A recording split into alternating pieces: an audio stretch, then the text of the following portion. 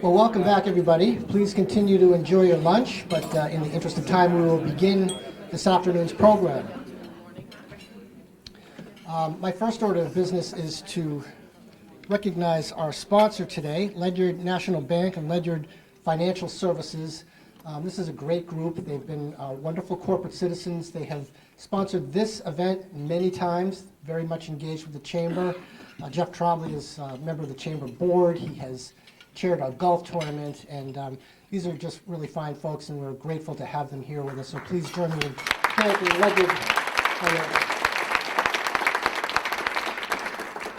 And joining us from Ledyard is Diane DeStefano, Bill Logan, Karen Crump, and Jeff Trombley. And I'm going to invite Karen Crump up to say a few words on behalf of Ledyard and to get our program going. Karen.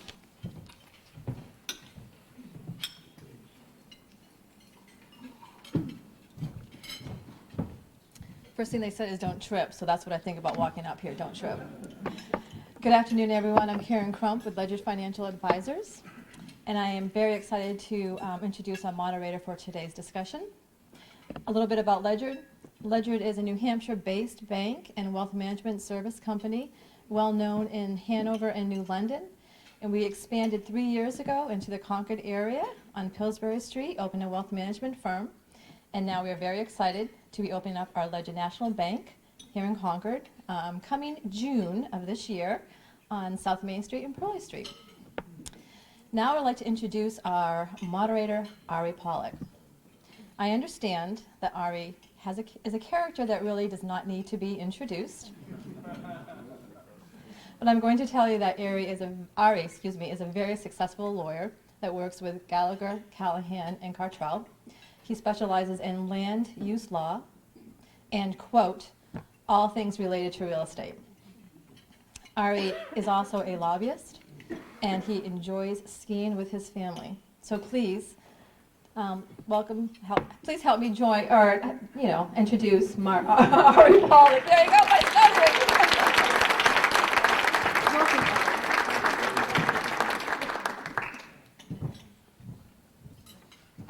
Thank you. Karen, that envelope is under your chair, as we discussed. It's my pleasure to introduce our panelists. Let me ask them to come up, and while they're doing that, I'll provide some brief introductions. In no particular order, one of our panelists, Dean Spiliotes, is a civics scholar in the School of Arts and Sciences at SNU. He's also the founder of a blog, nhpoliticalcapital.com. Dean's work focuses on presidential politics and policy, campaigns and elections, and New Hampshire politics and its presidential primary. Our timing is excellent to pick on Dean.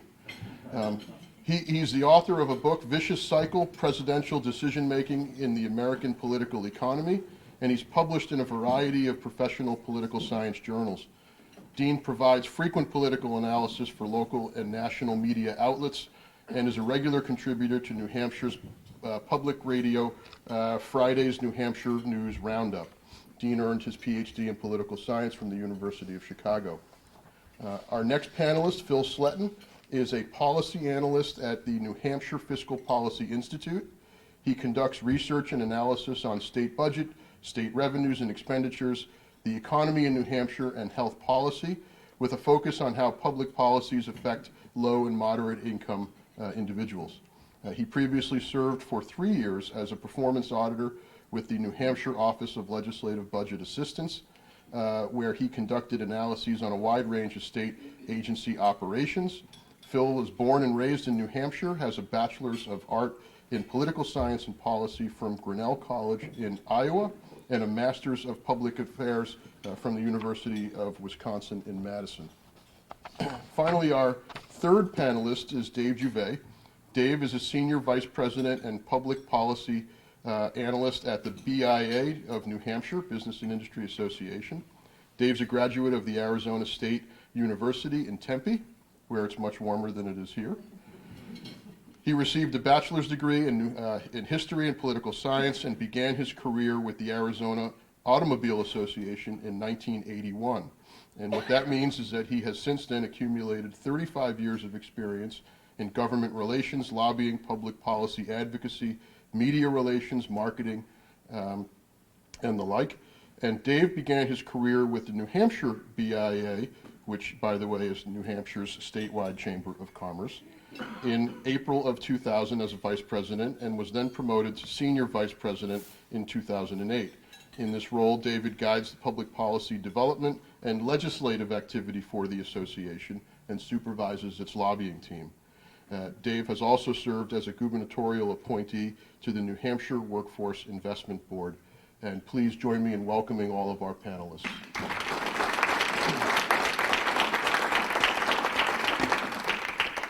Our format today is to ask each panelist to take about 10 minutes to describe their legislative outlook for what is the second year of the legislative cycle. And so essentially what that means is the budget was last year's big worry, and everything worked out wonderfully, so this year should be a walk in the park. So the second year of the legislative session, which of course will bring different issues to the surface. And it being a presidential primary year, we'll pick on Dean when it's his turn. And so we'll then have time for some questions and answers, and I'll have a few to get things started. So why don't I turn it over to Dave, and we'll just simply go in the order you're seated. Yep, pull that microphone over, and your legislative outlook for the coming session, or year. Thanks. Thanks, Dave. Is it on? Yes, you're good, I hear it. Thanks. Before I start, I'd like to explain to the audience why I'm really nervous, if that's okay. Please. So about 4 months ago, I was moderating a panel on housing issues. In fact, Ryan was on the same panel, so it's nice to see you again.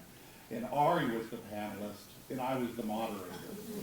And I promised I would throw him softball questions, but I'm not sure that I did, so now I'm worried about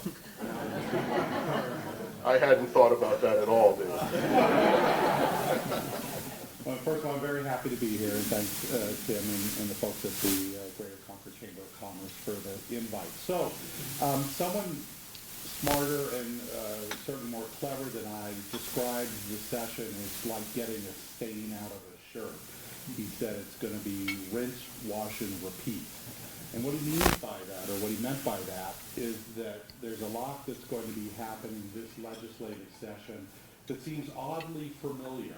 It's going to be a lot of issues that were discussed last session, issues that either didn't make it through the legislature or in many cases, issues that made it through the legislature but were then vetoed by Governor Sununu. And that's happening for two reasons. One is, why not? What else are they going to do? And the second is, it's an election year. And for many of these issues, and we can sort of go through the laundry list, but for many of these issues, no one expects a result any different from what happened last session.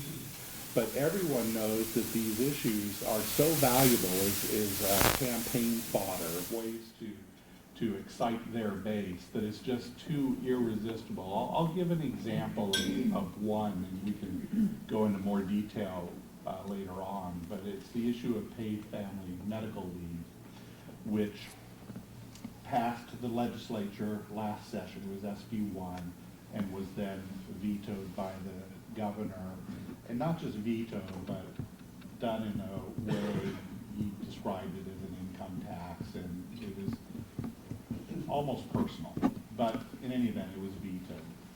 That same bill is back this session, but unlike last year, there's another bill that represents a paid family leave program that the governor is behind. It's much different, it's much smaller scale, but some could say, well, this might be a good way for the state to sort of tip its toe in the water without diving all the way in.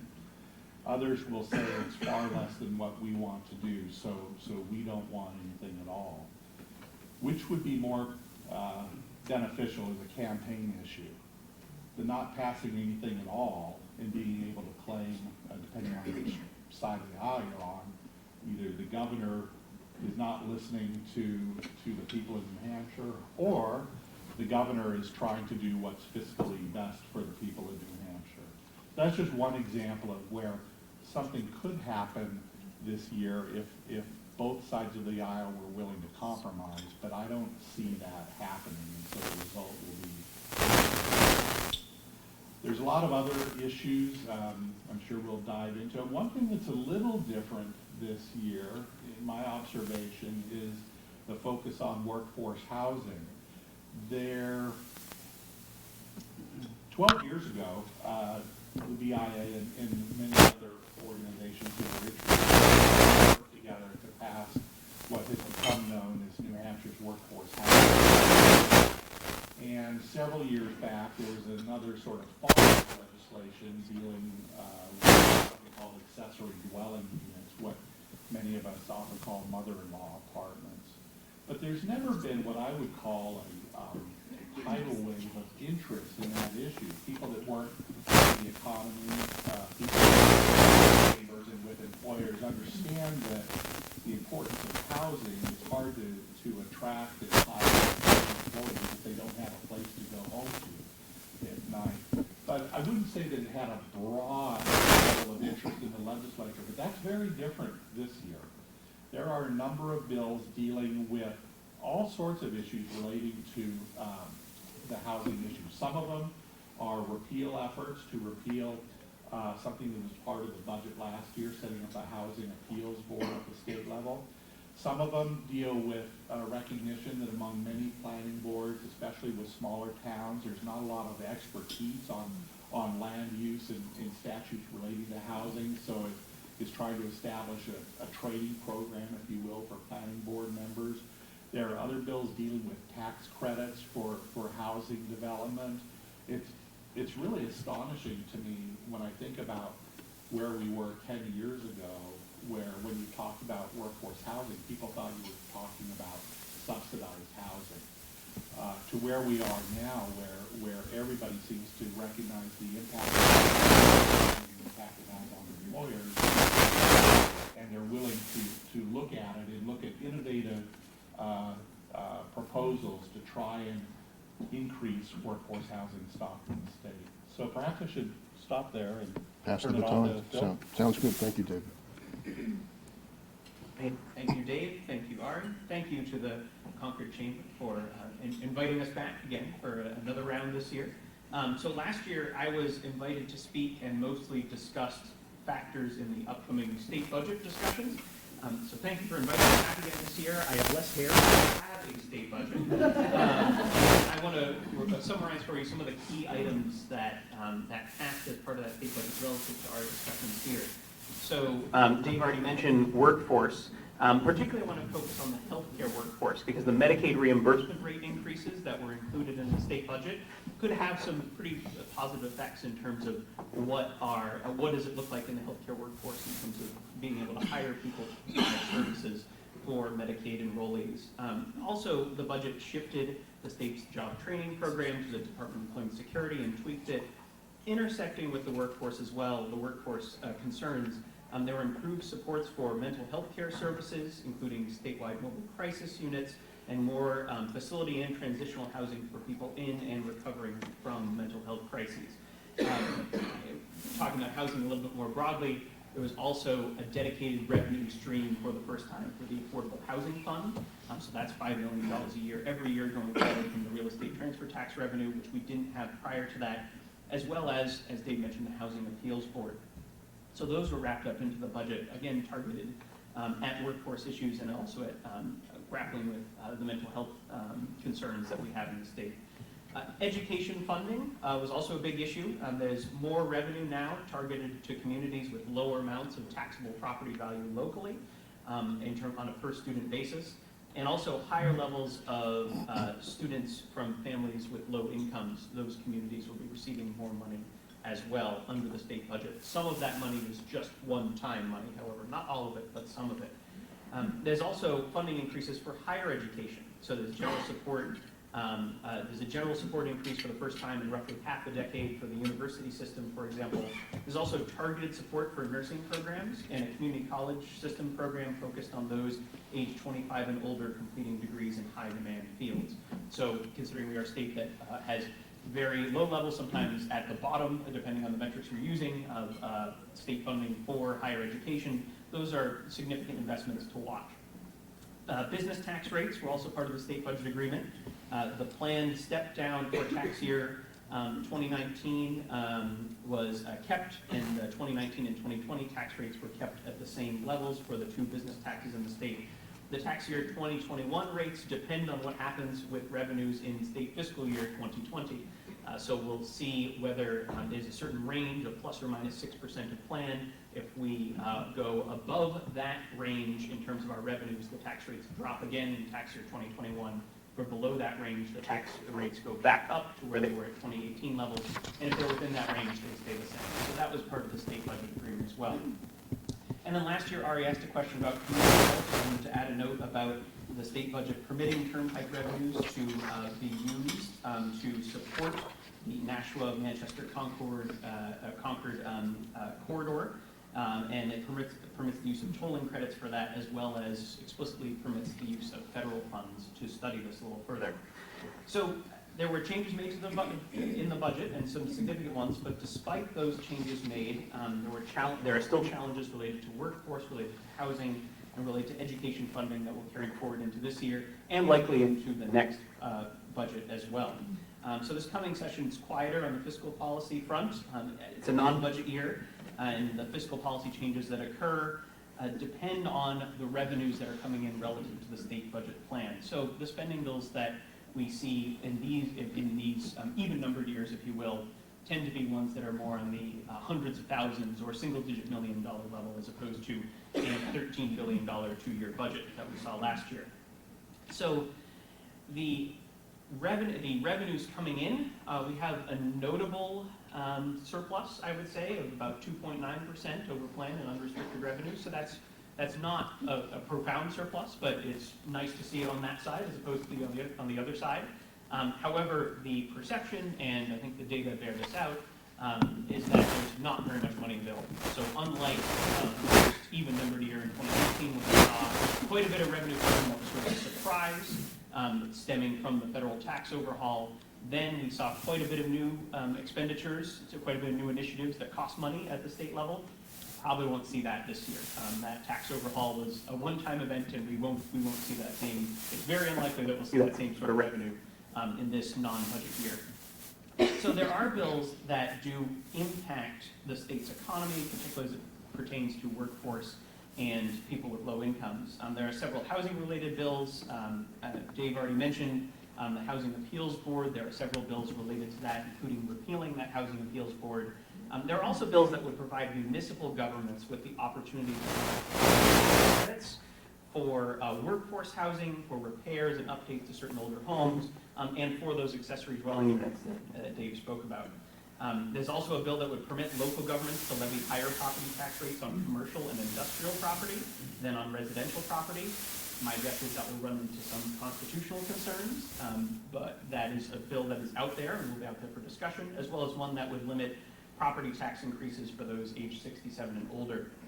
There are also two bills that would boost the minimum wage in New Hampshire, which at $7.25 an hour is the only state in New England with a minimum wage lower than $10.50 per hour.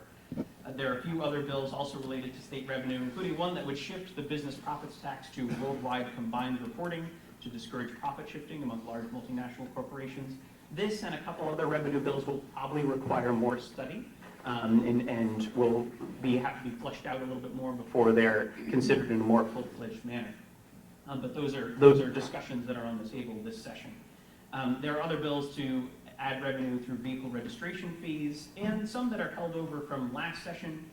Dave already mentioned the paid family medical leave insurance. There's one bill that's held over that's similar to some of the bills we saw last session, as well as the new bill this year. That's a different model and is incentivized by a credit against the business enterprise tax. There are two funding issues with potential near-term consequences.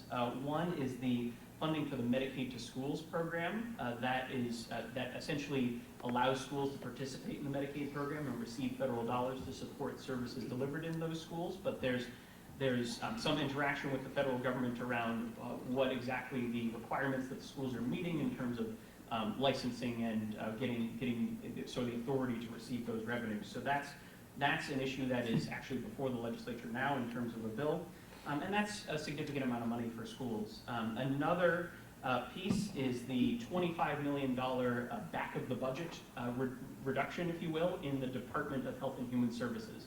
There are some restrictions on it, but basically they have to find $25 million of reductions in expenditures during this budget year. Seeing where those reductions take place, especially given some of the increased expenditures in mental health and in support for the Division of Children, Youth, and Families, and child welfare more generally, it'll be interesting to see where some of those reductions take place. And we don't know what those will be yet, at least in detail. A few more things to note in terms of consequences of the state budget that will likely have impacts this year. Again, how revenues trend and what it means for business tax rates in the future. What are the effects of that increased aid to local governments, particularly local schools, but also to municipalities? They receive more funding as well. What are some of the effects of that? What are some of the things that we see as a result of that increased aid? There is a commission to study education funding. That will likely be in the background, not in terms of this session, in terms of individual pieces of legislation, but that will be going on, and legislators will likely be thinking about that, especially in the context of next year's budget. And watching the economy.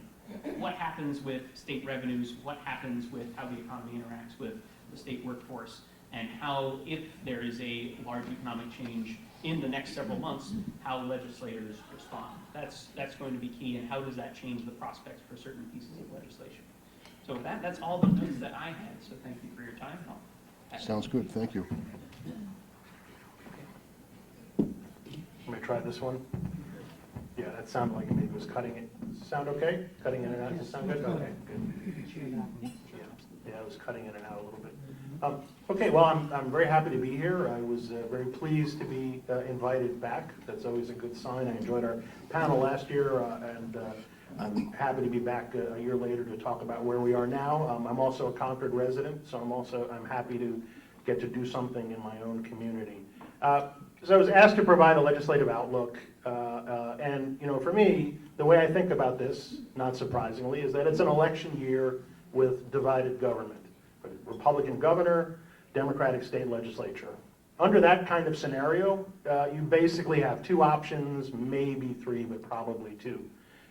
Republicans and Democrats can compromise on some pieces of legislation in the state legislature to show voters bipartisan progress. That's one option.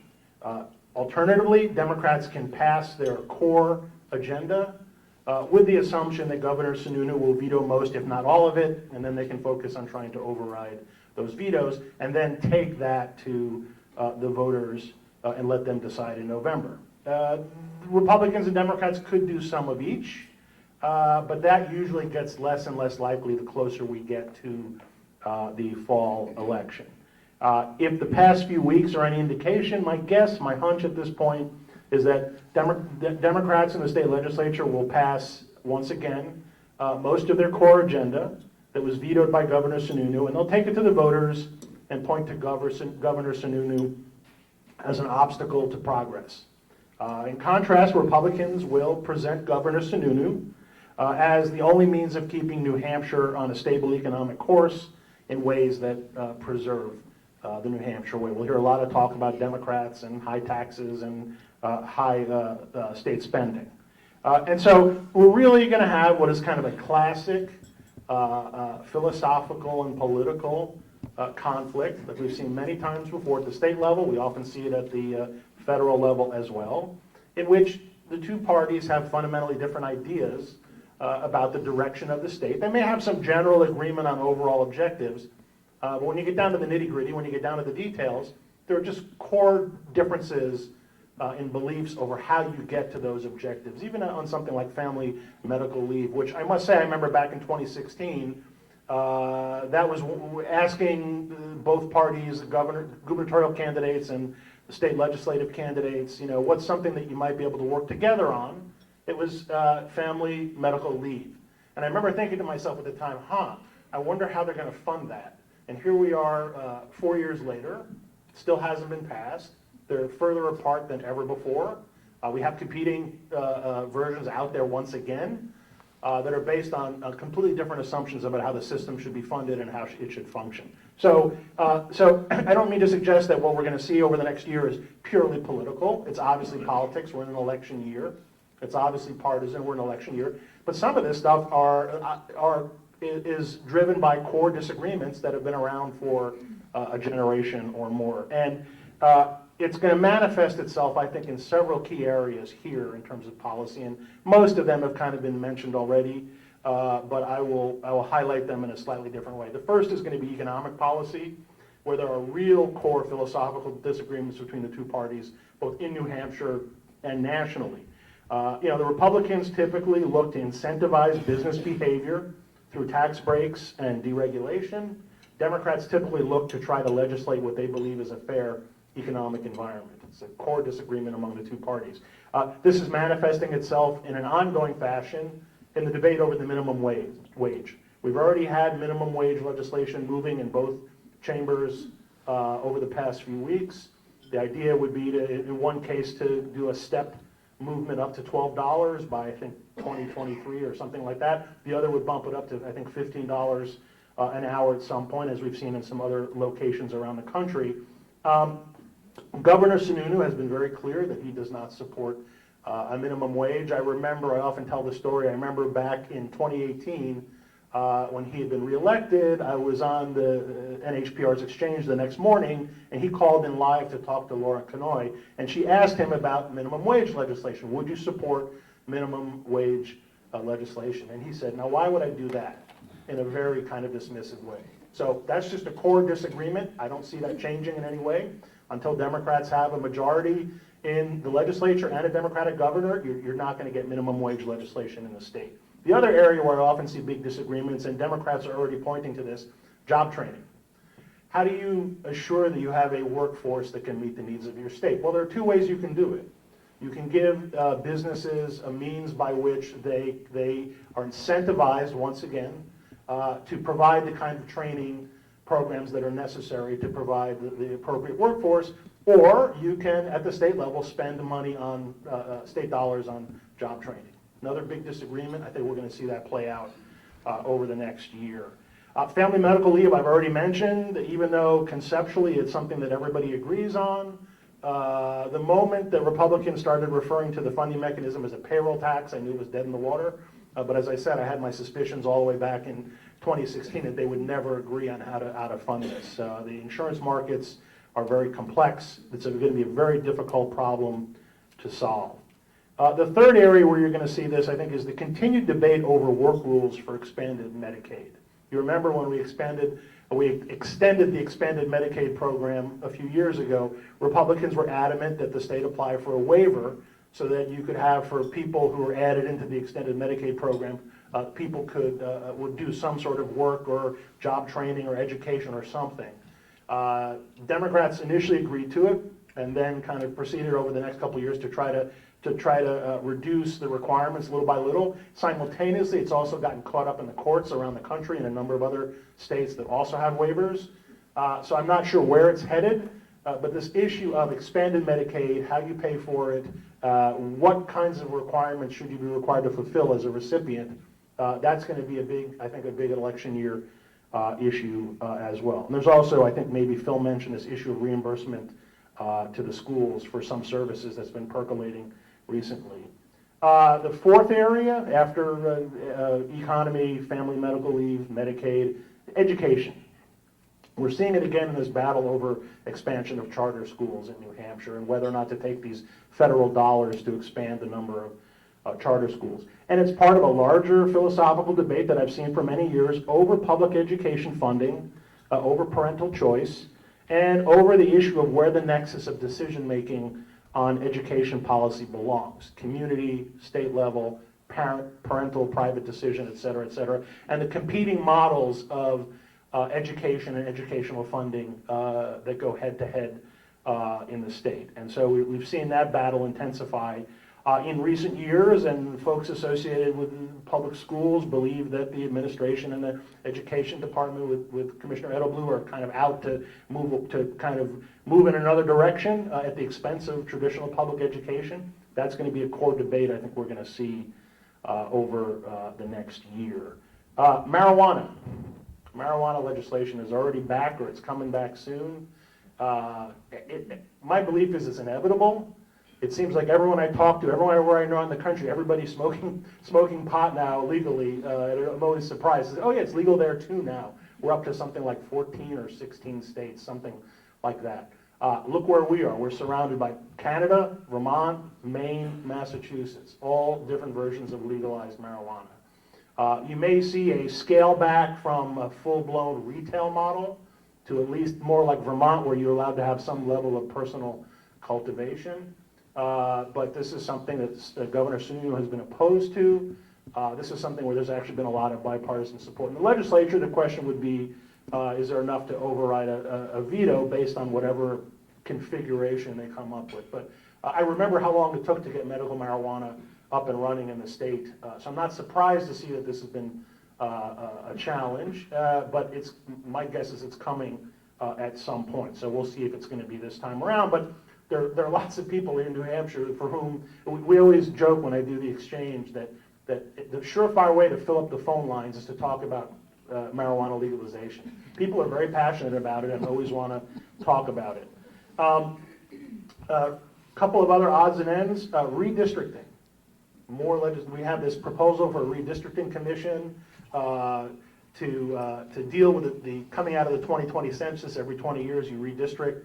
Historically, the spoils have belonged to the victors in the state legislature, something like 34 to 36 states. The majority party in the state legislature gets to draw the lines, and there's increasingly sophisticated software where you can draw the lines on almost a mailbox by mailbox basis. And so there's also been a push to do away with gerrymandering. We've seen the Supreme Court say that while gerrymandering based on race is unconstitutional, they're not going to weigh in on political gerrymandering. That's a state level decision. So all of this has been kicked back to the states. There was this proposal for a redistricting commission, had some bipartisan support. It was vetoed, I believe, so now we're back to the drawing board on that. But that kind of redistricting and gerrymandering is kind of a political manifestation of some of these partisan disagreements. The last area I would talk about, energy policy, and this is a big one. There's been a core disagreement, a core shift in focus ever since Governor Sununu became governor. Previous Democratic governors had been very focused, as is the Democratic Party nationally, on renewables and shifting to new renewables. How quickly we're going to move to renewables, which renewables, what's going to be the mix of renewables, how do you incentivize development of renewables. Sununu came in and said, well, renewables are fine, but we're going to focus on the cost of electricity to consumers. That's a fundamental shift in how you think about energy policy, and there's been a debate ever since. We got the big Northern Pass for hydropower. There's been a lot of discussion about various natural gas pipeline projects. The big one, where I think this is going to manifest itself over the next year, is the solar net metering, selling back excess capacity to the grid and capping that, and how big that cap should be, and what's going to be the impact on development. We've seen here in Concord some very interesting zoning discussion about solar panels and solar arrays and how much ground can they cover in an attempt to kind of spur larger scale development. So this fundamental debate over renewables and whether we focus on the cost of electricity or on the mix of renewables, and should we be setting goals, X percentage renewable by 2030, et cetera, that debate is ongoing. And certainly mix and climate change, which is big among Democratic voters in an election year. We're going to talk a lot about energy policy. Just as a sort of a wild card, I'll throw in prescription drugs. Both parties talk a lot about the cost of prescription drugs. We may see some attempts to move forward on that. But in the end, we're kind of back, Dave mentioned it, we're kind of back where I started. Democrats, my guess, the closer we get to the fall, the summer and fall, are gonna point to Sununu as obstructing the agenda, and Republicans are going to say that the only reason why New Hampshire is doing well is because Governor Sununu has been willing to yield the veto pen. It's just a fundamental disagreement, but it is an election year. One other electoral consideration, and I'll close with this. In a presidential election year, sometimes the gubernatorial race does not get a lot of coverage. If you think back to 2016, we had this intense race between Hillary Clinton and Donald Trump. We had this intense Senate race between Kelly Ayotte and Maggie Hassan. and the governor's race was somewhere down here. There was the potential for that again this time, and then Corey Lewandowski said he was not going to run for Senate. So now you have Jean Shaheen. She'll have a challenger. I think this dramatically increases her chances of re-election. My guess is, as important as Senate majorities and minorities are at the national level, the Senate race kind of being sort of downplayed a little bit in terms of a big conflict, not having Lewandowski, not having Trump as directly involved as he would have been with Lewandowski, means there's potentially more visibility to the governor's race, which is probably a good thing for voters. I think we're going to see a very vigorous primary between Dan Feltes and Andrew Lewinsky on the Democratic side.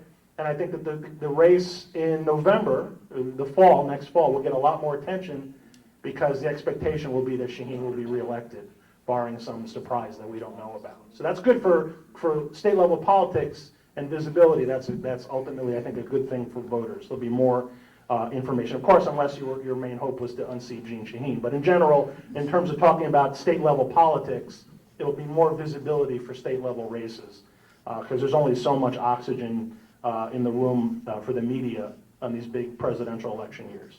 So get ready, buckle your seatbelts. It's going to be a pretty wild ride. So let me thank our panelists. I think we'll all agree they're a hardworking group that covered a lot of ground for us in a short amount of time. We're going to turn it over to some questions, so be thinking of those, and let me get us started off with a few that I could think of as I was listening to the remarks. Dave brought up housing. Housing might be one of those crossover issues where both parties can see the need for some change and some reform. And I suppose, you know, one of the interesting pieces about the housing discussion in recent years has been, well, we really should do something about it, but we don't want to pay for it. And this year, the flavor seems a little different.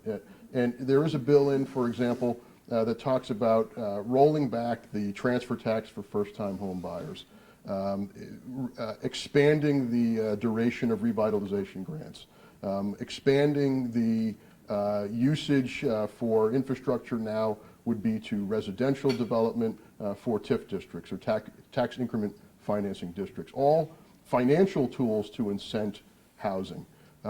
Those ideas have fallen flat in the past. Is this the year where those bills can move forward?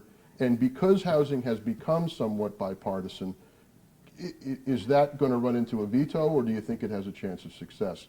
And I mentioned Dave only because he brought the subject up, but it's really for the panel. But you'll volunteer first. Thank you. Happy to answer. Yeah, it's a good observation. It is a bipartisan issue. It is bipartisan on both sides. Efforts to preserve the Housing Appeals Board has both Democratic and Republican advocates. Efforts to repeal the Housing Board also has Republican and Democratic advocates. So it is a bipartisan issue. But specifically to your question, I think the financial incentives that are along the lines of can we give a break to first-time home buyers often has a difficult path because people can sort of instinctively understand, well, yes, we should make that easier for them. But there's also an instinctive understanding that that makes it more expensive for everybody else unless you're willing to sacrifice the state revenue, which I don't think anybody is really willing to do. So that will have a more difficult path. In terms of the TIF districts and other sort of economic zone activity, I think the advocates are going to have to really be able to clearly articulate what it is that they do, because for the average legislator, it's a confusing concept. I don't think it's necessarily a politically partisan concept. It's just hard to understand how they work and do they work. So to the extent that they can clearly articulate what they are and what they would like to hope to accomplish and how extending these or expanding these will help accomplish it, I think those have a possibility. There's a lot of housing advocacy out there on both sides of the political spectrum, and because it's not really a partisan issue, it seems less likely that the governor would veto something. There's no political payoff to vetoing something your own party is very supportive of. So, pass it on to Anybody else want to tackle that? Sure, absolutely. So relative to the items that would cost money, if you will, the things that would require state investment, again, I think the feeling and the numbers bear out that there's probably some constraint at the state level on that front. On the regulatory side, I think we're probably going to see the number of bills around the Housing Appeals Board, even just from the Senate, for example, is an interesting indicator of how much attention this is getting. I do think that the conditions on the ground, both for home buyers and for renters, is making it more imperative. And whether that is something that is this legislative session or is wrapped into the budget more next session, I'm not certain. I think that there will be interest in seeing how the Affordable Housing Fund money has been deployed. The budget had some money for rental assistance and how some relatively small amounts for rental assistance and outreach to homeless youth. There may be next session or perhaps this session some evaluation of that. And when we're in a state where close to half the renters in the state are paying 30% or more of their income in rent, which is the marker that the Federal Department of Housing and Urban Development identifies as being cost burdened, if you will, and home prices are continuing to go up, and there's not a lot of additional inventory in either place. It's been making news that the vacancy rate in the state is below 1% statewide for 2-bedroom apartments. So I think that you're correct that there will continue to be pressure on this issue. It's a big issue to be tackled at the state level, and there are a lot of different levels of government that are involved, both between federal credits and state incentives and state laws, as well as local zoning decisions and local decisions around property use in their communities. So I think to Dave's point, it is complex, and because of that, if we see action this session, it may be more piecemeal. It will certainly be more piecemeal on the fiscal front because of the fiscal constraints. Dean, did you have it? Okay. One more I could think of. You all touched upon the minimum wage law, the efforts to have a New Hampshire minimum wage. SB 410, for those of you who took a break from the impeachment hearings this morning, SB 410 did pass the Senate on party lines, 1410. It heads over to the House. Is there anyone on the panel that would disagree that this bill is headed for a veto?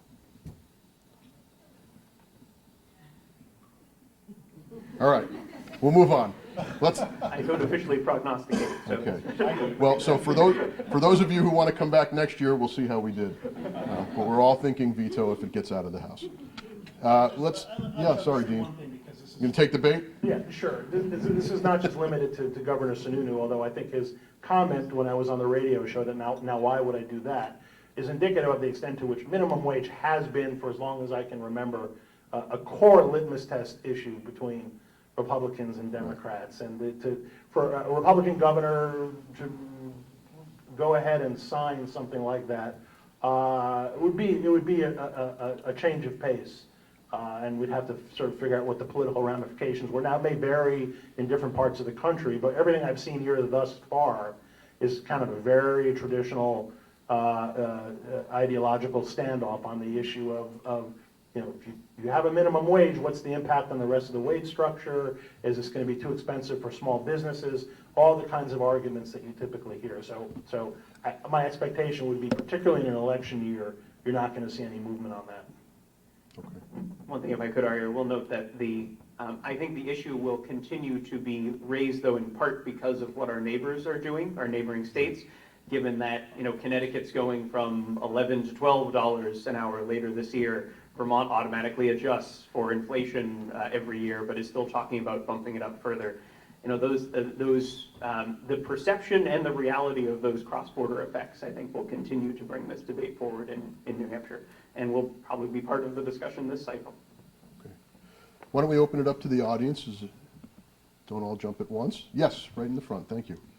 I'd like to just comment regarding the other states and the minimum wage. You brought up Connecticut. Connecticut is losing a lot of businesses. Bristol Myers is gone, General Electric is gone, they're losing a ton of businesses. You know, with regard to minimum wage, taxes, a lot of different reasons, but I don't know that that's a state that I want to be emulating or looking at for, you know, my model. It's a clearly divisive issue, you know, and I suspect that's why it will pass the Senate and the House and then be vetoed, and we can talk about it during the election cycle. But it's and the reason I threw it out to the panel is not because I was expecting any great pushback. I think it frames the conservative versus liberal dynamic very well. My hope is that as employers, you know, we value our employees enough to not even be concerned about the minimum wage, that it doesn't apply to us, right? That we value employees and are willing to pay them. Thank you. Actually, Please. it does have an effect, and Phil mentioned our neighboring states that are increasing their minimum wages, and that's having upward pressure on wages in New Hampshire.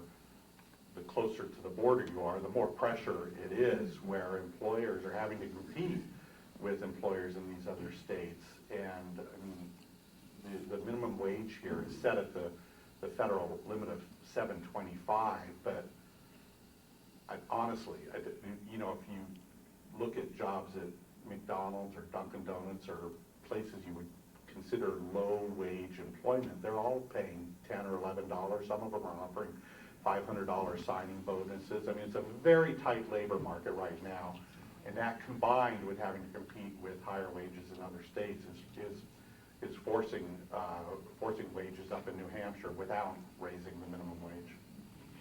So if I could, my last comment on that is, yes, but what we should be considering here is that those other states, they have to pay income tax. So while the wages may seem appealing at the gross level, are they really as appealing at the net level, where in New Hampshire, we have the benefit of saying you don't have to pay a state income tax, and you get to keep more of your money here. So at the end of the day, is it netting out the same? Yep, good points for sure. Yes, in the corner. Just related to that, I don't know if Dean knows, is there any movement on the federal level to increase the It comes up, I don't know if Democrats have moved it in the House. Oh, let me, I don't know if the Democrats have moved it in the House this time around. They have in the past, and they likely will again. It's similar, the dynamics are identical at this thing. Yeah, I don't see any way, I can't imagine the Trump administration signing a minimum wage increase into existence. Other questions from the room? Yes, Counselor. One topic that you didn't talk about that I was interested in, that seems to have a little bit more bipartisan support, and there's certainly been a lot of bills that I've seen this session, has to do with privacy, the collection and use of personal information and biometric information. I wonder if you think any of those bills perhaps will get any traction, or is everybody kind of just waiting to see what happens with California? Well, I'll start on that one. That's another interesting issue that, again, that is one of the few bipartisan issues out there. There was a bill heard, I don't have the bill number in my recollection, but there was a bill heard recently that was designed to mirror privacy legislation that passed in California. It was very restrictive. The BIA was opposed to the bill and felt that it just put extraordinarily onerous restrictions on businesses, both in terms of the information that they could collect and what they would have to do if a customer required that information be expunged. And the testimony during the hearing, I think, really did a good job of explaining the problems that are already taking place in California with the passage of that legislation, and it needing subsequent amendments to try and make it work, and still not going far enough for privacy advocates, and there's going to be a ballot initiative. And, you know, my sense was the Commerce Committee understood that this is a issue that is extraordinarily complex, and no state should be in a rush to pass something. That's just one bill. There are a number of other bills dealing with biometrics, and my sense, judging how those issues have been treated in the past, is that that they will certainly have, there will be a lot of discussion about it and some sympathy, but overall, people will have some concern about unintended consequences or the direct ramifications of passing bills. Biometrics is leading technology. We can't pretend that it doesn't exist. Facial recognition technology is used by law enforcement, and do we want to hinder their abilities? So it's certainly a popular issue to be discussed, and it is certainly bipartisan. My expectation is in the end result will be that they probably won't pass, although it certainly wouldn't surprise me if there's, in the absence of being able to do something the legislature loves is setting up commissions to study, and it certainly wouldn't surprise me if there's some type of commission to look at that issue. In the middle? Are you referencing HB 1680? I have no idea. I'm old and can't remember numbers. Other questions? Yes. I'm from AmeriHealth Caritas, New Hampshire. Just speak up a bit, please. Yes, I'm from AmeriHealth Caritas, New Hampshire. We're the third Medicaid managed care organization in the state, and we're the only one that offers adult dental benefits at no cost to members. As I understand it, there's some discussion for the near future for the other two managed care organizations to also adopt some sort of adult dental benefit. Does anybody know any more information about that? Yeah, so my understanding was in the state budget that passed, there's a requirement that by, I believe it's by April of 2021, that dental benefits are required to be offered by the managed care organizations. That's my understanding of where the state of things are now. There's going to be some study in between now and then, and when I say some study, as in there's going to be some research of exactly how to deploy it. There was, I believe, money set aside in the budget to fund that additional benefit. So that's my understanding of where it sits now. I haven't heard anything that would alter that in between now and then. Others? Yes. Jeff. Another technology-based question. What would you say our level of readiness is in terms of security at the ballot box coming up? That's a good one. Good question. As Bill Gardner always says, there's nothing better than a paper ballot. I think we compared to other states, because there's still you fill out the little circles and they have a paper record. I think there are some concerns nationally, particularly there always is electronic voting machines, and concerns now about the potential for hacking. I know I think the Iowa caucus is piloting an app that allows you to report results quickly via this app, and there's concern about whether or not it's hackable. And so I think for many years the concern in my field was simply these electronic voting machines and could they be tampered with. Now, given the way results are reported, there's a whole nother level of concern about how reports are, can people post once it leaves the voting booth, can it be affected in some other way? Here in New Hampshire, I think relatively speaking, we're in pretty safe shape. But I know that both parties are lawyering up, as they say, for both the primary, well, certainly Democrats for the primaries, but in addition, in November, there'll be a very close watching of this. So I think here in New Hampshire, as long as there's some version of paper, I think Gardner believes we're in reasonable shape. But this whole issue now of using apps and reporting results in digital format is raised an additional concern certainly about safety. One more from the audience. Yes, in the back. Thank you. Yeah, do you see any bills passing that make it easier for young people to serve in elected office? I've heard of some legislative reform bills. Are those popular or just? So I do recall, and I'll look to my panelists on either side to correct me, but I do recall that there was a committee to study, a committee of legislators to study how it could be more effectively incorporating young people into the legislature and make it easier for young people to serve. I don't remember the results of that or if that committee has wrapped up its work yet.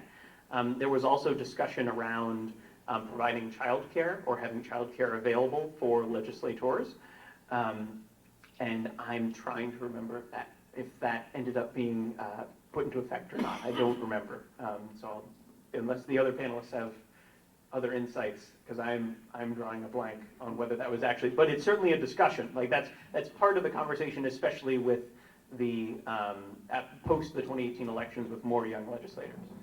Yeah, and it's interesting. I can just tell you anecdotally, there's this sort of dichotomy here in the state where I think that the median or it's median or average, I'm not sure which, but for state legislators is something like 62. So it's an older legislative body. However, in talking anecdotally with my students in recent years, they all believe that New Hampshire is unique because they see occasionally you read stories about young, either people in college or right after college getting elected to the state legislature. And so I've had a couple of my students explore running for the House at age 21, 22, 23. So we know empirically our state legislature skews older because of the nature of the $100 a year and essentially voluntary citizen legislature. But at the same time, there is this kind of ethos I see among students where they're kind of excited about, hey, this is something I could do either in college or right after college. So I don't know the specifics of the legislation, but I think there's a sense that some students think it's actually potentially doable, which I guess is a good thing to encourage them to at least think about it. It's almost 1 o'clock and we always try to get you out on time. Dean, it unfortunately would be a tragedy to let you off the stage without asking about the New Hampshire Democratic primary less than 2 weeks away. Who's going to win? Boy, I would love to be able to answer that. I have to tell you this. I've been doing this here in New Hampshire for over 25 years now, and so this is my 7th or 8th primary, working in the doing analysis and teaching, et cetera. This is one of the most fluid in recent memory. It would be easy to say, well, Bernie had this huge victory in 2016 here over Hillary Clinton, so you kind of have to give him the benefit of the doubt. He's well organized. He's very popular. The polling is just all over the map. Every time people are telling me that, you look at Sanders and he's increasingly got it locked up in Iowa and New Hampshire, he was way up in Iowa, and then today I saw a Monmouth poll that has Biden up by 2 points in Iowa. I will say that I think we have a pretty good sense at this point of the group of people we're going to be looking at. I'll say there's 1 or 2 wild cards, and I'll say something about that in a moment, but it's very likely the nominee will be Bernie Sanders or Joe Biden, or enthusiasm, or Joe Biden, or possibly Pete Buttigieg. Elizabeth Warren, increasingly, if she's 4th in Iowa and New Hampshire, I'm not sure what her path forward will be. I would not write her off. I think Amy Klobuchar, who's been coming up in the polls and has been everywhere. If you're watching TV during the impeachment trial, she's on TV all the time. She's got surrogates everywhere. It might be a little too late for her. I'm not sure. I mean, she's gotten up to about 10% now, but I don't sense her catapulting into the top yet, unless she does really well in Iowa. The wild card, obviously, there's some data that shows that Tom Steyer is doing well in some of the later states because he's spending a lot of money. Mike Bloomberg has been spending over $100 million at this point on advertising in Super Tuesday states in early March. So it's incredible. I think we know who we're dealing with. There's not going to be any huge surprise in terms of somebody moving up. But trying to figure out whether it's going to be any of those top 4, maybe even Amy Klobuchar, it's proving very difficult. The polling's all over the map. The voter turnout models are all over the map. And so it's just very hard to know. I mean, it's almost kind of, to be honest, it's kind of exciting. It's very fluid. Last time it was like, all right, well, it was Martin O'Malley, but it was basically Sanders or Clinton. It was kind of an easy decision. This time you've got any one of 4 or 5 people who could gain some momentum. We'll see what happens from Iowa to New Hampshire. As we know, sometimes that provides a boost. Other times you can win Iowa and then not win here, and then all bets are off. So if I felt more comfortable saying who I thought was going to win, I would say so. But the polling is all over the map. at least the top 4 to 5 campaigns are all well organized in both states. And there's so much money in the process at this time, it's pretty mind-boggling. And so it's going to be really fun to see. This week between Iowa and New Hampshire is going to be particularly important, I think, early on.